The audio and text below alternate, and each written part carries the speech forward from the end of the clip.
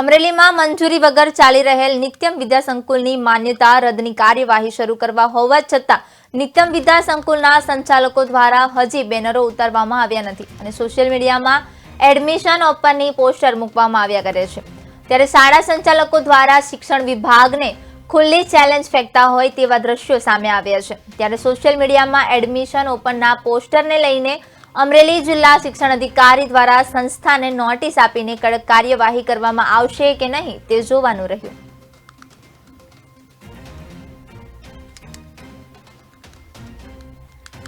માધ્યમિક શિક્ષણ બોર્ડે વિનિયમોની જોગવાઈ પ્રમાણે દરેક શાળાને 4 શાળાને નોટિસ ઇસ્યુ કરી છે। તમારી માન્યતા શા માટે રદ ન કરવી અને અઠવાડિયામાં એનો પાસે જવાબ માંગ્યો છે, એની નકલ પણ અમને આપી છે, એટલે કાર્યવાહી બોર્ડ દ્વારા શરૂ કરવામાં આવેલ છે। બોર્ડે જે નોટિસ ઇસ્યુ કરી હોય એની એક નકલ મને આપી હોય કે ભાઈ આ રીતે અમે જે તમારી સૂચના હતી એ પ્રમાણે અમે બોર્ડની સૂચના પ્રમાણે વિનિયમોની જોગવાઈ પ્રમાણે કાર્યવાહી ચાલુ કરી। એક મારી પાસે ફરિયાદ આવી છે નિત્યમ વિદ્યા સંકુલમાં એડમિશન ઓપન નામની, એટલે સંકુલના નામે એડમિશન આપે છે પણ હાલ એને માન્યતા રદ કરવા માટેની પ્રોસેસ ચાલુ હોય એટલે અમે કારણદર્શક નોટિસ આપશું એને કે ભાઈ જ્યાં સુધી આ પ્રક્રિયા પૂરી ન થાય કારણદર્શક